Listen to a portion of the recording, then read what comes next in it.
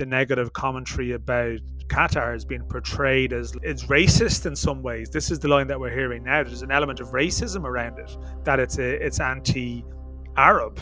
I don't think that's an accurate portrayal. Like Morocco, who are the story of the day, they've gone for the World Cup, I think, 4 times, maybe 5 times. Like, they've never got it.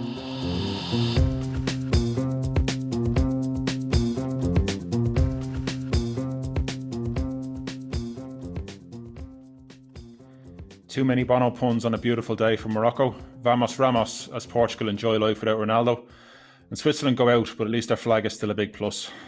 Dan, with apologies for the big plus joke, we got a few things wrong in our predictions in the past few weeks. But I don't think either of us have been as wide of the mark in terms of what we thought would happen versus what did happen in the Portugal and Switzerland game. No, I think that was a little bit of a shocker, to be honest. I mean, the Ronaldo thing is funny. I mean, let's be honest. Like, Ronaldo being dropped, and you did mention it yesterday. I know then it was a back page story as well. About this option, and I just didn't believe that it would happen. Ultimately, yeah. I kind of wondered, was it a nice distraction ploy? But clearly not. I mean, it couldn't have gone any better, because even we were talking yesterday about Rafael Leao, who did come on and score, but it was obviously Ramos who was the man, and scoring the hat trick, like replacing Ronaldo, and it's almost like a perfect sort of that narrative word again, that it ends up being about Ronaldo in some way, but also this whole angle of how teams, it's almost like they were liberated without him, and all these good Portuguese players suddenly were a lot more fluid and a lot more better suited for the sort of the athletic test they were faced, but it just brought out the best in all of them now. I mean, it's amazing how bad Switzerland were, and I mean, having seen Ireland play Portugal twice, I just didn't see that. I know Ronaldo did play in those games, and you can make that point, but it does show like that Portuguese team has a really high ceiling that it hasn't been hitting, no matter how bad Switzerland were. And I'm sure in Switzerland, like, there's a massive inquest based around through their eyes only, like every country will be, and maybe they can identify like things that they did badly wrong, and there'll be some turmoil or something there that will come out, but that just didn't seem to be on the cards. I know the game with Serbia was open enough, but I saw them against Brazil. There was just no sense that this was a team that was going to be shipping 6 in a game. Didn't see that. With the amount of planning that goes into these games, people would, I'm sure before they played their last game against Serbia, there was somebody somewhere watching Portugal, just in case we're going to play them in the next round. And I can't imagine any of their preparation would have dealt with what happens if Ronaldo doesn't play. So I think that element of surprise, and thinking about it, that was what made it even more surprising to me that he didn't start, and was that he kind of flagged it a little bit yesterday, which is unusual. If you're going to try and pull a surprise like that in the opposition, it's kind of unusual to flag it in a press conference beforehand. But to actually follow through on it, and like, it couldn't have gone any better for almost anyone, with the possible exception of Ronaldo. But even then he came on, and there was an element by the end of trying to get him a goal, and I'm sure he's still a popular member of the squad. But it just shows from Fernando Santos' point of view, the manager, it's just another option. And then, if, as the people were saying that tonight, they're probably going to come to the stage in the next game or two where they're going to need a goal. And you're bringing on a player of Ronaldo's stature. I mean, as plan Bs go, it's a phenomenal plan B to have going into a World Cup quarter-final or semi-final. But like, it's just, it was nice for someone else to kind of take the bull by the horns, if you like, and the hat trick was a phenomenal performance by them, mixed without him. And as you said, it's just got the fluidity of them, where there was no sense where Bernardo Silva picks up the ball or Bruno Fernandes of the first thought being, where's Ronaldo?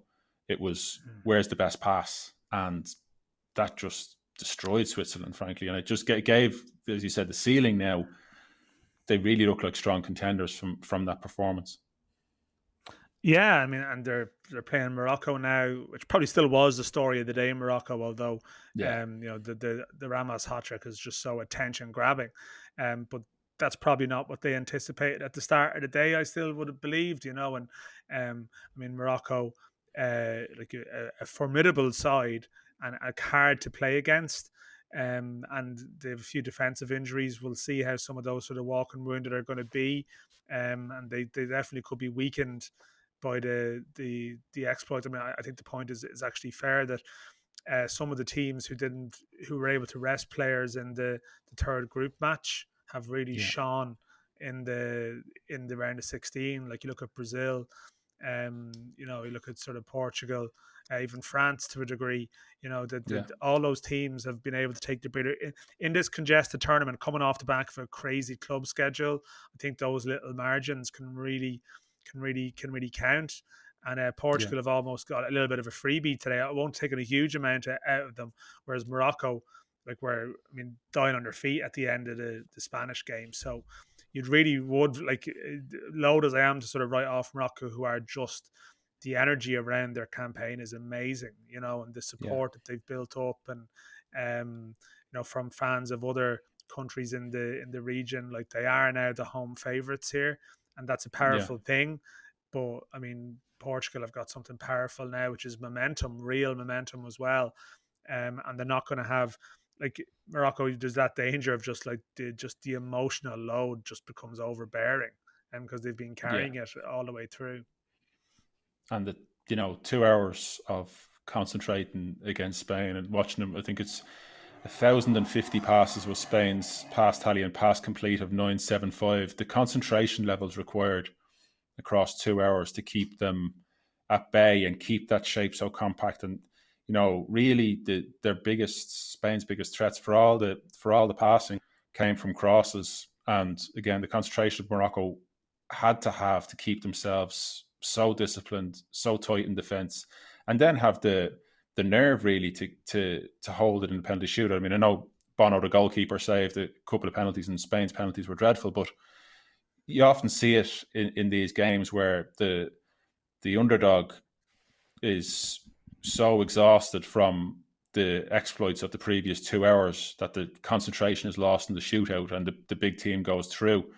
So to get themselves, the celebrations, as you said, like being there, the celebrations and the emotion that comes with that, to come down off that and then have to come back up and play a Portugal team with that kind of momentum is going to be very, very difficult.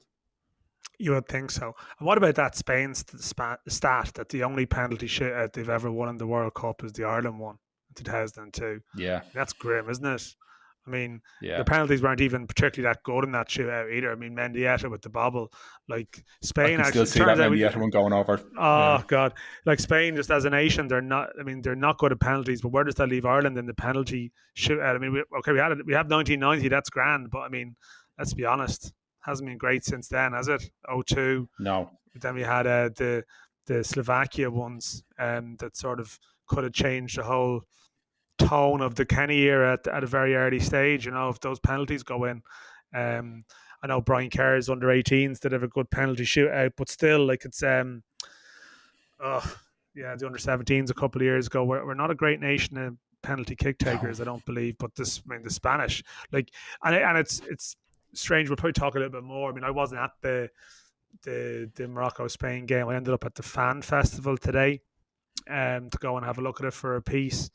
The And Dan Festival, as it was being called in this part of the world, the Dan Parks. well, right, okay, I see. Yeah, well, I mean, it's like just at the start, it just like looked more like the Alan Partridge Dan, where someone just shouting Dan across the room, trying to get, like, wasn't a huge amount of life at the early stage, but it did sort of lose that sort of empty car park feel, and did sort of build up a little bit as the day went on. But the point I was almost going to make is that the in Russia 4 years ago, like the spontaneous celebrations on the street, really spilling over onto the street with like cars going down the road, beeping the horns and stuff. That was Russia 4 years ago. In fact, they weren't really prepared for it there at the Mhm. time. It's been a little bit like that the night after the game here, the hours afterwards, sort of cars going around the street with Morocco flags, a few Palestine flags. The Arab team Yeah, is a strong one. Like, real sort of spontaneous stuff. And when you're in a place where the spontaneous doesn't happen too often, it stands out that little bit more and gives it just that little bit more of a sort of a authenticity about it. And Mm-hmm. it's a good, there's no doubt that it's a good story for the tournament. I mean, as I said, the fan festival in some ways is very, like, it's a slightly sterile affair in a way. Yeah. This is FIFA's fan fest, and there's probably Ireland fans maybe listening who've gone to the sort of fan fest, the tournaments Ireland have been in, and it's a little bit more raucous and sort of plastic beer glasses being thrown everywhere. This is slightly different. I don't have a mad problem with that. It is more reflective of um, the world that we're in at the moment. Like, you have your Budweiser beers being doled out. You have all the FIFA sponsor stuff, around the place. There's a Qatar Airways stall, a Kia stall where there's like a car simulator. There's like Mm. you know, various sort of Hyundai, some kind of sustainable dancing robots of some description, and like a Football Unites Us sort of FIFA stand where you go in, and it's like Gianni Infantino's on the wall, like, talking about recycling and making it a green World Cup, and you're trying to square that up about the fact that you've been getting a 52-seater bus home to yourself some of the days recently, because there's such Yeah. a great array of buses available. There's a real what FIFA says and what FIFA does about the whole thing. Yeah, I think you can certainly. I think the bus driver wasn't mentioned as part of the things that Infantino was at the beginning of the tournament. One of the few things that probably wasn't mentioned. I think as you said, when people think of the Fan Fest, I think of the Fan Fest in Germany in 2006, and like the first thing was that there was a lot of fans from whatever country who couldn't get tickets for the match, and so went to the Fan Fest. So it became a thing. Again, from the outside looking in, obviously, there seems to be quite a lot of empty seats there, and there's talk. There are tickets available, but they just seem to be beyond the price of people, of certainly locals and probably people who travel as well. But probably not as many of those as there would be in previous fan fests. Would that be fair? Yeah, I mean, there was nobody from Spain in the fan park today, as far as I could see. Nobody from Switzerland. There was Portugal jerseys, but I don't think they were from Portugal. I think the only country there that probably had fans from the country who couldn't get in was Morocco. And like, Mm-hmm. when that's why we like the most atmospheric part of the day, without any shadow of a doubt, was the penalty shootout. The period before it, from the sort of second half of the game onwards, there was genuinely like Morocco fans there, and sort of when Hakimi chipped in the penalty to win, which is just audacious. Like, there was Mm-hmm. a celebration of sorts. Morocco with a chance to win it and go through.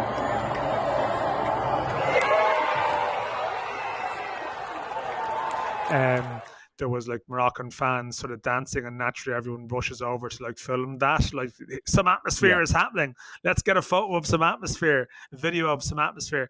But then, like, I must say, like, a local band of some description come on then, and the crowd sort of got into it for a while. I mean, I got in at the start of it, and like, I mean, there was some awful sort of like Coldplay, Black Eyed Peas sort of tribute cover band or something, which is, again, like, let's have some manufactured fun. But No Chesney Hawks. again, no Chesney, no, they couldn't even get Chesney for the fan park. But or like Saffron from Republica has been doing gigs before some of the games too as well. But the within the place, when they actually sort of, this is the thing, like, after Morocco won, like, there was the presenter was a bit more, we've an Arab team and an Arab World Cup, because there was like an entertainment guy coming out in between each break and play for the ads, for like he was a local and giving a little bit of sort of making a few jokes or quips or whatever. But the most real, actual, genuine part of it was the minutes after Morocco won, and you're thinking, God, maybe for this park to work, if they just actually played their own music all of the time, you know what I mean, and Yeah. avoid the whole because I couldn't see any footprint at all of even Argentina, Brazil, handful of England shirts going around the place, but not what I thought. And they had this dancing competition at one stage, like, get a couple of people up on stage to have a little bit of a dance off. And they were Portugal fans, but they were from India and Philippines.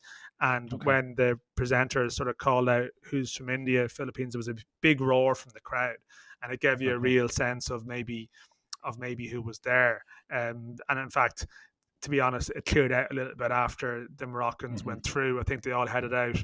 The ones that were there, they headed off towards town, or as much as they could, to probably meet other fans off the metro or whatever, and create the atmosphere that did exist around the place in the evening time. Yeah, we probably dealt with dancing and such like enough on yesterday's podcast, but that kind of takes us a little bit in terms of being on the streets there, onto a piece you wrote in Monday's paper, which is a very good piece, just about the reality of what you found there outside of football. I'm just going to read out a couple of paragraphs from it. We should be surprised that the brightest parts of Doha look and feel good and the trains are running on time. That's why declaring a one-city World Cup is operating reasonably well has come with the pretty significant caveat that it's only workable in an unchallenged regime with complete control of the terms and conditions and the ability, at whatever cost, to plonk 8 FIFA-sized stadiums into a congested area. Just read one more part now. Last week I spoke to a resident from the Philippines who was almost incredulously laughing at the abrupt departure of people who are the feature of Doha streets every day. He can speak with authority about why this World Cup presents a short-term distorted reality. We were talking in a cab he's driving, but it's a new existence for him, a temporary existence. He's lived here for 10 years and spent his working life in the construction industry, including 6 months without pay from his employer. So, I mean, outside of this is sort of end quote there, where obviously away from the football, there's been almost an increasing element of, well, this isn't actually that bad coming from certain quarters, which, I mean, as you wrote there very well, it's not quite the reality of what you're seeing there. No, and it has been starting to wind me up a small bit, some of the reviews you're seeing going around the place on social media. As I mentioned, like, and not to single someone out, I just happened to see Mark Pugac from ITV do a video about a broadcaster's experience of the World Cup, and the tone of it was very much, as you touched on there, well, this is working well. Now, he did acknowledge, like, how should we feel about this? How should we feel conflicted about this? I know, fairness, ITV with Roy Keane, our old friend, they have acknowledged like issues with Qatar, but just it was a little bit in line with this theme of like 2 weeks in, this is going okay. And this was viewed by over 500,000 people, probably more now. You noticed that underneath it, there was like Qatari commentators getting involved, saying, "See, this is great here," and the Western media should be ashamed for how they've portrayed this tournament beforehand, and words to that effect. And you see that from various stuff from various ambassadors that are over here saying how wonderfully welcoming it has been to them. And you sort of are starting to wonder, like, what sort of games are being played here? Like, did people really, like, it's almost like there's a sort of a false equivalence of sorts here, in the sense of, so things are working well here in Qatar. The tournament is running smoothly. So all of the pre-tournament concerns are in some ways wrong, or they were exaggerated, or they weren't accurate. Yeah. When the concerns that were expressed before the tournament, based on like some pretty strong journalism, and also comments from sort of rights-based organizations stating facts about sort of issues that do exist here, like this, they were the concerns that were flagged. There was stuff that was more so out of sight. Like, there was an acknowledgement that probably when we got here, that everything was going to be presented in a pretty shiny light. Whereas now it's almost as though, with the tone of some of the commentary, is that like where some people coming here expecting to see like migrant workers lying on the streets, that we'd be sort of going along on trains, like looking at sort of faces peering into the windows at us or something, and now that you walk down to the metro, and it's true, like, you walk down the stairs to the metro, and like all the metro stations are gleaming and clean, and it seems like every time you walk down to the metro, the next trains are coming in 2, 5, and 7 minutes, and it's like clockwork, right? And Yeah. it's very, very smooth. But you now have this sort of slight bizarre situation where people who are coming into the country as media or whatever roles to work here are sort of now taking this as the basis to give a travel review of Qatar, and Yeah.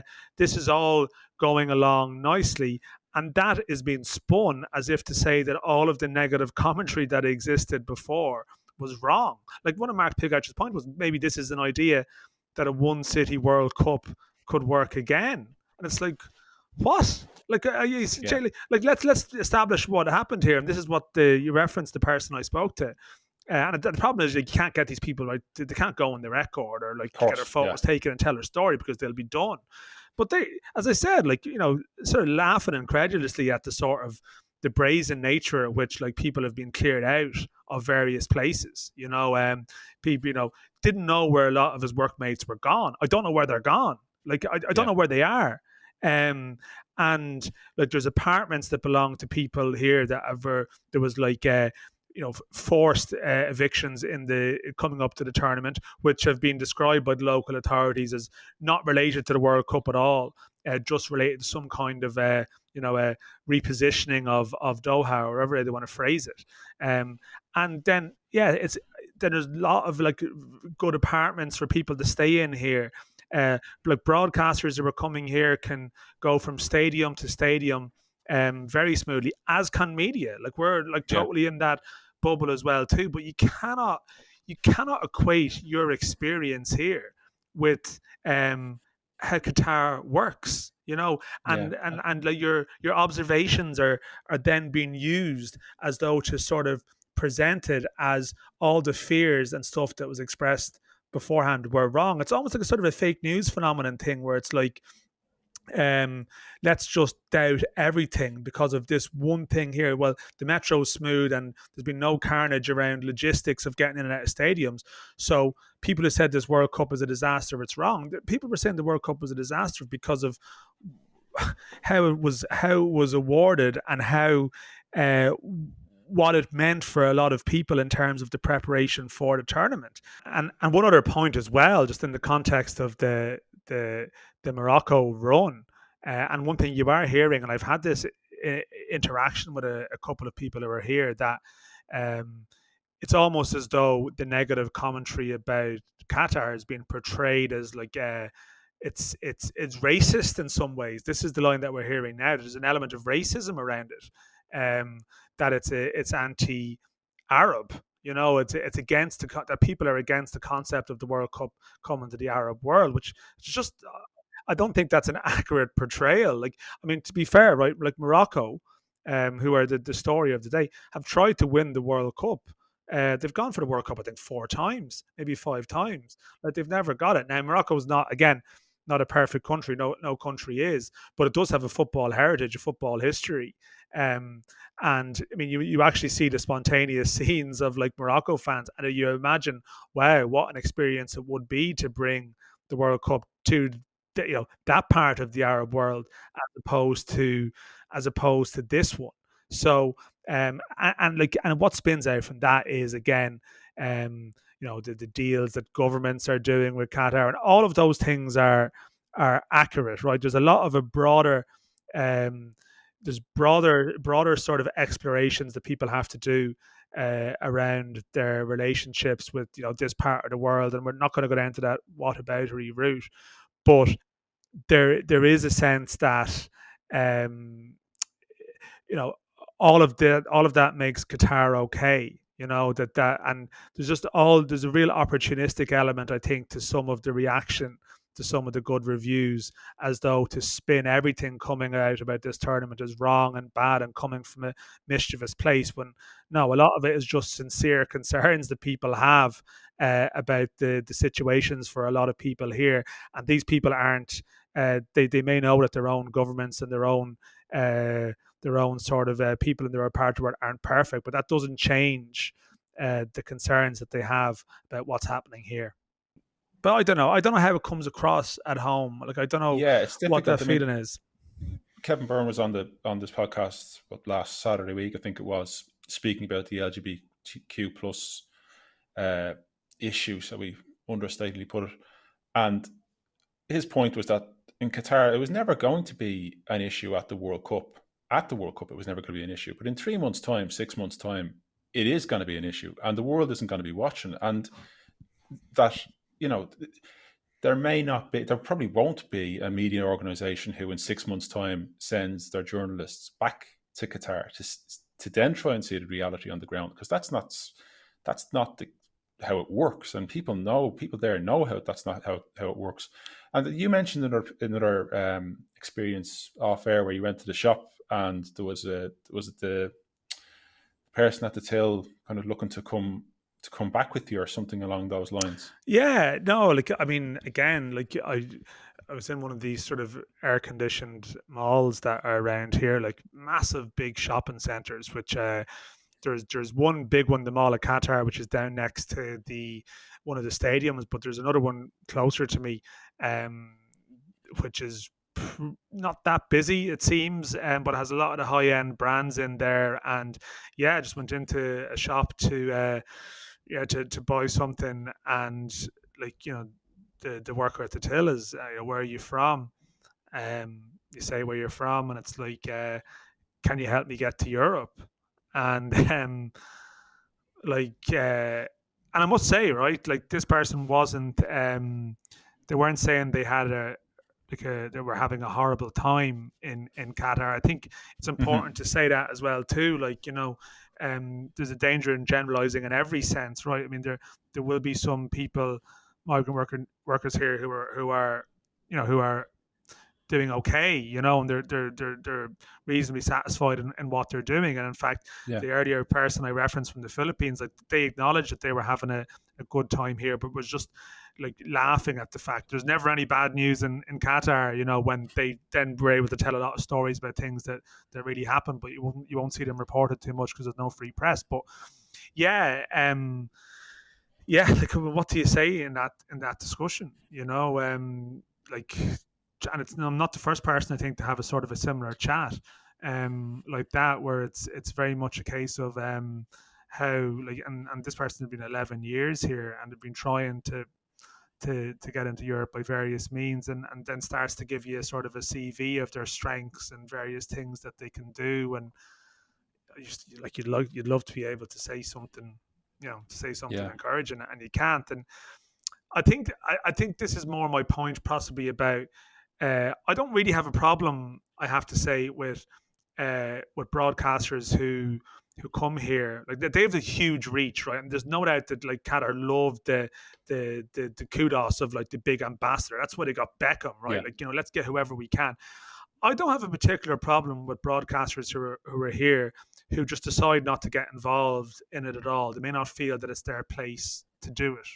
They may not feel they are educated enough to do it. Like, that's why someone like Gary Neville has created problems for himself, because he presents himself as someone who's a commentator on social issues. So he's put himself in a space where he can be criticised. There's loads of pundits here. You never see them. I don't think, unless they want to get involved, they should be scrutinized, really. Like, a lot of them are just doing their job. But it's when they decide to sort of step outside the lane and get involved in it, when they know they have a huge platform, and then decide to do a video saying, well, here's my perspective on this World Cup, and their perspective is just not coming from a place of having really experienced the place. And I'm not saying that I've really experienced the place either. I'm just traveling as a lone traveler, probably not staying in like a 5-star hotel on the main sort of, like, a lot of the big organizations will be. You're doing a little bit more walking around on your own, traveling on your own, and seeing a little bit more stuff firsthand and having a little bit more interactions that I don't think a lot of the 5-star guests are at all. And I'd feel uncomfortable about coming on and saying, well, here's the definitive on Qatar, right? Here's exactly what it is. But I definitely wouldn't start sort of using my narrow experience of my trips to the media centres and, like, getting into games and all of these things, and then decide to put out something which can be twisted and used to claim that all of the negative stuff beforehand was in some way wrong or exaggerated. you couldn't do that. And I'm what, 2 weeks here now, like 2 and a bit weeks here, and like the as I mentioned in the piece, it is a little bit like Disneyland for football fans. Like anyone who's here for the football, generally, if you have the right credentials and you have certain means, like you can have a great time. You can go to as many games, more games than you ever possibly be able to go in a World Cup again. But Yeah. you're not qualified to suddenly start saying everything is actually fine here. Like you're not. You can't go out there and say that unless you've really gone out of your way to talk to people here, and get their view on it. And I said not everyone's experience will be the same. There's layers to it, but I just think some of the stuff, like we have this thing of like, we know that Qatar have paid fans to come here. We know they've paid ambassadors to come here. Like their testimonies are irrelevant, like utterly irrelevant. Yeah. You've possibly got a couple more days or a couple of days coming up to explore, with the rest days coming up, so we can all take a bit of a breath. And after 19 days in a row of listening to myself and Dan talk, we're going to give you a little break from us tomorrow, and we return on Friday to discuss the quarterfinals. Join us down on YouTube or independent.ie, or subscribe wherever you get your podcasts. Thanks.